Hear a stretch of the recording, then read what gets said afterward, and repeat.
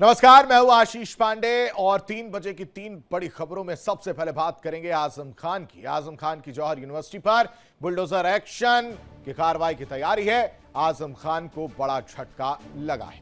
दरअसल जौहर यूनिवर्सिटी पर जल्द ही बुलडोजर गरजेगा। दूसरी तरफ भगवान श्री कृष्ण को लेकर मौलाना के बयान ने देश की सियासत और धार्मिक गलियारों में आग लगा दी। कह रहे हैं कि श्री कृष्ण नमाजी है, 5 वक्त के नमाजी हैं, नमाज पढ़ते थे, यानी वो श्री कृष्ण को मुस्लिम बताने की बात कर रहे हैं। इस दावे के बाद विरोध की लहर तेज है। सवाल उठ रहा है कि आस्था के प्रतीकों पर ऐसा बयान सही है। और तीसरी सबसे बड़ी खबर, ट्रंप बनाम ईरान की। अब सिर्फ बयानबाजी नहीं बल्कि निर्णायक युद्ध की उल्टी गिनती शुरू हो चुकी है। अमेरिकी ताकत और ईरानी जवाब आमने सामने टकराने वाले हैं। होर्मुज से उठी चिंगारी पूरी दुनिया की अर्थव्यवस्था को झुलसा देगी। तेल, मिसाइल और महाशक्तियों की लड़ाई दुनिया को एक और बड़े युद्ध की दहलीज पर ले आई। 3 बजे में आपको दिखाएंगे जौहर यूनिवर्सिटी पर बुलडोजर एक्शन की जमीन से पूरी रिपोर्ट, मौलाना के विवादित बयान पर देश भर में उठे विरोध की पूरी तस्वीर और ट्रंप बनाम ईरान की कहानी। और सबसे पहले बात करेंगे आजम के जौहर विश्वविद्यालय की, जिस पर बुलडोजर एक्शन की तैयारी है। रामपुर विकास प्राधिकरण ने आदेश जारी कर दिया है। कह रहे हैं कि 40 में से 38 जो भवन है उनको तोड़ा जाएगा। बिना नक्शा पास कराए निर्माण कराया गया था।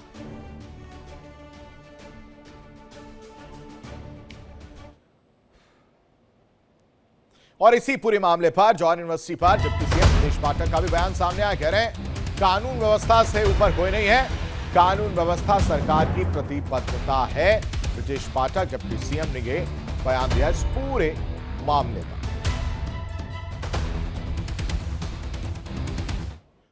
हमारी सरकार की प्रतिबद्धता लाइन ऑर्डर मेंटेन करने को लेकर है और हर स्थिति में कानून व्यवस्था मेंटेन रहे, कहीं कोई अवैध काम न हो, इसको सुनिश्चित करेंगे।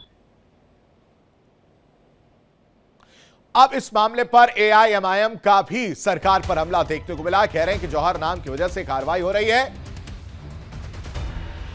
गिराने के बजाय सरकार अपने अधीन यूनिवर्सिटी ले ले। बिना नक्शे की कई इमारतें इस तरह से खड़ी हैं। मौलाना मोहम्मद अली जौहर विश्वविद्यालय पर जो ध्वस्तीकरण की कार्यवाही का ऐलान किया गया है, वो सिर्फ इसलिए ध्वस्त किया जा रहा है कि वो आजम खान ने बनाया है। आजम खान साहब की जाती नफरत की वजह से उनके द्वारा बनाई गई मौलाना मोहम्मद अली जौहर यूनिवर्सिटी के 38 इमारतों को यह कहकर ध्वस्त किया जा रहा है कि उनके नक्शे पास नहीं हैं। नक्शे तो उत्तर प्रदेश में 90% उन बिल्डिंगों के भी नहीं पास हैं जो 2500, 3000, 4000, 5000, 6000 स्क्वायर फीट पर मल्टी स्टोरी खड़ी कर दी गई। 6-6 फ्लोर, 5-5 फ्लोर, 4-4 फ्लोर, उनके भी नक्शे पास नहीं है। तो क्या उनको ध्वस्त किया जाएगा? और इसी पूरे मामले पर मंत्री दानिश अंसारी का भी बड़ा बयान सामने आया। कह रहे निजी हित के लिए बनी जौहर यूनिवर्सिटी गरीब मुसलमानों की शिक्षा नहीं, निजी स्वार्थ था। सरकारी जमीन पर कब्जा कर यह यूनिवर्सिटी बनाई गई समाज के लिए ना बनकर अपने स्वार्थ के लिए जौहर यूनिवर्सिटी बनी थी। देखिए, जौहर विश्वविद्यालय जो बनाया गया वो समाज के हित के लिए नहीं बनाया गया। गरीब मुसलमानों को शिक्षा देने के लिए जौहर विश्वविद्यालय नहीं बनाया गया। अपने स्वार्थ को पूरा करने के लिए विश्वविद्यालय बनाया गया। और सबसे बड़ी बात, अनोखी बात, कि उस विश्वविद्यालय को बनाने के लिए सरकारी जो संपत्ति है उस पे कब्जे किए गए, गरीब मुसलमानों के जमीनों पे कब्जे किए गए, आम जो पब्लिक है गरीब है उसके जमीनों पे कब्जे किए गए, वक्फ की जमीनों पे कब्जे किए गए। सरकारी जो रोड बनी, करोड़ों की जो सरकारी रोड सरकारी धन से बनी, जनता ने जो टैक्स दिया उस टैक्स से जो रोड बनी जिसका सदुपयोग जनता को करना चाहिए था, उसको रोड बनाने के बाद करोड़ों की उसको कैंपस के अंदर उसको शामिल करके अपने निजी उपयोग के लिए सरकारी जमीन सरकारी रोड का इस्तेमाल करना, ये कहीं से भी जायज नहीं है। एक अंधेर गर्दी समाजवादी पार्टी के शासनकाल में मचाई गई थी। खबर पर ज्यादा जानकारी के साथ संवाददाता अनुज हमारे साथ जुड़े। अनुज का रुख कर लेते हैं। अनुज, आसिम वकार कह रहे हैं कि ये सिर्फ और सिर्फ आजम खान से खुन्नस निकालने की बात है कि इस तरह से ये फैसले, इस तरह की कार्रवाई देखने को मिल रही। दूसरी तरफ दानिश अंसारी कह रहे हैं कि नहीं, ये निजी स्वार्थ के लिए यूनिवर्सिटी बनाई गई थी, गरीब मुसलमानों को बरगला कर जमीन कब्जाया गया और उसके बाद से ये यूनिवर्सिटी जो है वो बनाई गई। बिल्कुल आशीष, जिस तरह से असीम वकार ने जो रिएक्शन दिया है कि ये जानबूझकर जो जौहर का जो नाम है उससे बीजेपी को दिक्कत यानी सरकार को दिक्कत है, इसलिए इस तरह की कार्रवाई की जा रही, ये असीम वकार का कहना। ठीक उसी तरह देखा जाए तो एमआईएम के एक शादाब चौहान है, उनका भी कहना है कि जानबूझकर आजम का नाम जुड़ने की वजह से सरकार इस तरह की कार्रवाई कर रही है, जो कि पूरी तरह से ठीक थी और तब भी जानबूझकर मुद्दों से ध्यान को भटकाने के लिए इस तरह से साजिश रची जा रही है। पर इस पर देखा जाए तो अब सियासत भी एंटर कर चुकी है। खासतौर से दानिश आजाद ने साफ तौर पे कहा कि निजी स्वार्थ के लिए जौहर यूनिवर्सिटी बनाई गई थी, जब ये सपा के कद्दावर नेता थे, पैलर में सरकार चलती थी, छोटे सरकार के नाम से जाने जाते थे। रामपुर में इनकी हनक और धमक तो साफ तौर पर देखी जाती थी, आए दिन किसी को भी हड़का दिया करते थे। एक समय जब जांच हुई थी, इनकी जौहर यूनिवर्सिटी से कई बेशकीमती किताबें मिली थी और संदूक से बेहद कहते हैं कि बहुत पुरानी इतिहास की वो किताबें मिली थी। हालांकि अब इसके बाद से कांग्रेस के भी जो प्रदेश अध्यक्ष हैं अजय राय का साफ तौर पे टिप्पणी है कि राम मंदिर चढ़ावा जो मुद्दा है उससे ध्यान भटकाने के लिए कभी केजीएमयू के नॉनवेज तो कभी अब जौहर यूनिवर्सिटी को टारगेट किया जा रहा। हालांकि जो वहां के रामपुर विकास प्राधिकरण, उनका साफ तौर पे कहना है कि जो 40 भवन थे उसमें से जो 38 हैं वो नक्शा पास कराए बिना ही उसको बनाया गया, जो कि इलीगल है। हालांकि जो यहाँ का जो प्रशासन है विद्यालय का, उनका तर्क साफ तौर पे है कि संगीन खेड़ा जो गांव है ये पहले 27 सितंबर 2024 से पहले इस विकास प्राधिकरण के अंडर में नहीं आता था, यानी उनके विकास क्षेत्र में नहीं आता था, इसलिए इसी गांव में ये विद्यालय बना है और इसकी उस वक्त एनओसी यानी ये कहें कि नक्शा पास कराने की कोई जरूरत नहीं थी। अब ये जानबूझकर इस तरह की चीजें की जा रही हैं। हालांकि 20 दिनों का वक्त दिया गया, अगर 20 दिन में अगर ये विद्यालय प्रशासन अपनी ओर से उन इमारतों को नहीं ढाता है तो बुलडोजर एक्शन की वहां कार्रवाई होगी और जब यह ध्वस्त होगा तो उसकी वसूली भी विद्यालय प्रशासन से ली जाएगी। तो कुल मिला के देखा जाए तो अब सियासत इसमें साफ तौर पर देखने को मिल रही है। अब अखिलेश को भी गाहे बगाए AIMIM के जो प्रवक्ता हैं या उनके जो लीडर्स हैं वो अखिलेश से सवाल पूछ रहे हैं कि अखिलेश हमेशा मुसलमानों की रहनुमाई की बात करते हैं, मुसलमानों की बात करते हैं, और जब चुनाव नजदीक आता है वोट लेने की बात करते हैं। पर आज जिस तरह से आजम खान के ऊपर उनके विद्यालय जो कि ड्रीम प्रोजेक्ट है उस पर कार्रवाई हो रही, तो आखिर क्यों नहीं अपना मुंह खोल रहे हैं? यानी अब ये पूरा मामला बेहद गर्म हो चुका है और ये इसका आने वाले 2027 में भी साफ तौर पर नजर आएगा। जी ठीक है, बहुत शुक्रिया अनुज तमाम जानकारी देने के लिए। चलिए अब बात करेंगे एक मौलाना की, उसके विवादित बयान की। भगवान श्री कृष्ण पर मौलाना जर्जिस का विवादित बयान सामने आया। झारखंड में मौलाना ने कहा कि श्री कृष्ण नमाज पढ़ते थे, 5 टाइम के नमाजी थे। मौलाना ने भगवान कृष्ण को 5 वक्त का नमाजी बताया है और यह वीडियो अब वायरल है। 23 जून को मौलाना की तकरीर का यह वीडियो है। उत्तर प्रदेश का इटावा का रहने वाला ये मौलाना जर्जिस अंसारी। हमारे भाई अगर बुरा ना माने तो कृष्ण जी भी 5 वक्त की नमाज पढ़ा करते थे। यकीन ना आए तो श्रीमद् भागवत गीता का 6वां अध्याय का 10वां मंत्र देख लीजिए।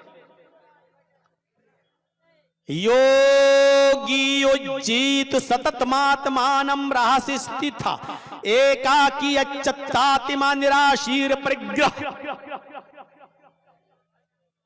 जिसमें कृष्ण जी अर्जुन से कह रहे हैं कि हाय अर्जुन, ईश्वर की जब पूजा करो तो पूरे शरीर का योग करो। योगी यूपी वाला नहीं, योगी युज्जीत सततमात्मानम, पूरे शरीर का योग करो। यानी पूजा सिर्फ खड़े होकर नहीं, पूरे शरीर के साथ होनी चाहिए और पूरे शरीर का योग होना चाहिए। आज हिंदू इधर इनका बयान है, उधर साधु संत जो है वो भड़क गए। अयोध्या के महंत तुलसीदास ने ऐलान कर दिया मौलाना की जीभ काटने पर 10 लाख रुपए का इनाम दिया जाए। ये बात साधु संतों की तरफ से अगर बात की जाए, विष्णुदास की तरफ से, अयोध्या के जो महंत हैं उनकी तरफ से ऐलान।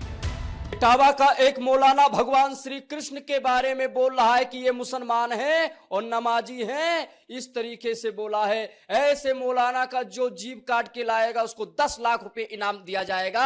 ऐसे मौलाना ने भगवान कृष्ण के भक्तों के आस्था के साथ खिलवाड़ किया है। ऐसे मौलानों को संस्कृत का एक भी अक्षर नहीं मालूम है और गीता के श्लोक का अर्थ गलत बता रहा है। ऐसे मौलाना पर तो देशद्रोह का मुकदमा भी दर्ज होना चाहिए। आज अखिलेश यादव अपने आप को यादव वंशी बनते हैं और भगवान श्री कृष्ण को लेकर के इतना अभद्र भाषा का उपयोग किया है, बोला है कि मुसलमान है। उस मौलाना पर अखिलेश यादव नहीं बोल सकते हैं, केवल राम मंदिर चढ़ावा चोरी को लेकर के बोलते हैं। और वहीं दूसरी तरफ जगत गुरु परमहंस आचार्य का भी बयान सामने आया। कह रहे हैं कि बयान निराधार है, शांति भंग की साजिश है, भगवान कृष्ण स्वयं परमेश्वर है। देश का माहौल बिगाड़ने वाला यह बयान मौलाना ने दिया है। जिस तरह से मौलाना जर्जिस ने बयान दिया है, यह तथ्यहीन है, साक्ष्यहीन है, अमानवीय है और देश में अशांति फैलाने वाला है। नमाज भारतीय संस्कृति विरोधी है नमाज, क्योंकि नमाज में जो कलमा पढ़ते हैं जिसका तात्पर्य है कि अल्लाह के अलावा कोई भी इबादत यानी पूजा के लायक नहीं है। नमाज भारत में बंद होना चाहिए। नमाज भारतीय संस्कृति विरोधी जो है पद्धति है। और सीधा रुख करते हैं न्यूज रूम का। सहयोगी ऋतु हमारे साथ जुड़े हुए हैं। ऋतु, मौलाना जर्जिस चाहते क्या है? माहौल खराब करना चाहते हैं या मानसिकता इनकी किस तरह से इस पूरे बयान को जरा देखा जाए? ऋतु जरा बताइएगा। रूप में आशीष, ये पहली दफा नहीं है कि मौलाना जर्जिस इस तरीके के विवादित बयानों को लेकर सामने आए हो। इससे पहले भी हमने देखा था महिलाओं को लेकर टिप्पणी हो या इसी से जुड़ी हुई तस्वीर हो जिसमें धर्म को लेकर के इसी तरीके का जहर वो निकालते हुए नजर आए हैं। खास तौर पर इस जहरीले बोलों की अगर पूरी फहरिस्त खोली जाए तो मौलाना जर्जिस सबसे ऊपर हो जाते हैं। अब खास तौर पर आने वाले चुनाव को ध्यान में रखते हुए श्री कृष्ण का जो मुद्दा है, मथुरा का जो मुद्दा है, वो खास तौर पर केंद्र में है। और सबसे पहले अगर मैं जिक्र करूं तो सियासी रूप में भी श्री कृष्ण का मुद्दा इस वक्त बहुत अहम है। लिहाजा अब इस कड़ी को टच करते हुए मौलाना जर्जिस ने जिस तरीके से विवादित टिप्पणी दी है, उसके बाद जो संत और महंतों के बीच में आक्रोश नजर आ रहा है। परमहंस आचार्य की तरफ से बयान दिया गया जिसमें उन्होंने कहा कि सीधे तौर पर ये देश भर में एक असामाजिक जो भाव है उसको जन्म देने की कोशिश है। कहीं ना कहीं तस्वीर बिगाड़ने का प्रयास किया जा रहा है, धार्मिक तौर पर भड़काने का प्रयास जो है वो किया जा रहा है। बिल्कुल सही शब्द और पॉइंट आपने उठाया। मथुरा का मामला कहीं ना कहीं मौलाना इसके जरिए धार्मिक उन्माद या फिर कह सकते हैं कि माहौल बिगाड़ने की कोशिश करता हुआ नजर आ रहा। फिलहाल बहुत शुक्रिया ऋतु तमाम जानकारी देने के लिए। अमेरिका ने ईरान को चारों तरफ से घेरा। बड़ी खबर आपको बता रहे, ईरान पर अमेरिका का डबल अटैक देखने को मिल रहा है। खासकर चाबहार से बंदर अब्बास तक सैन्य ठिकानों पर लगातार हमले जो है देखने को मिल रहे हैं। धमाके के बाद होर्मुज संकट गहराया है।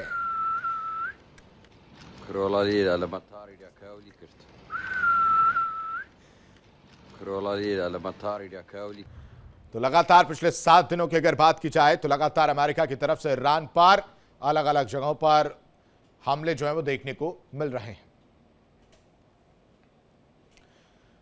और वहीं दूसरी तरफ अमेरिका के हर हमले का जवाब देता हुआ ईरान नजर आ रहा है। ईरान का तगड़ा पलटवार देखने को मिला। बहरीन, कुवैत, जॉर्डन में यूएस ठिकानों पर भी हमला किया गया है। ईरान की अमेरिका को नई चेतावनी, लाल सागर जंग का नया मोर्चा बन सकता है।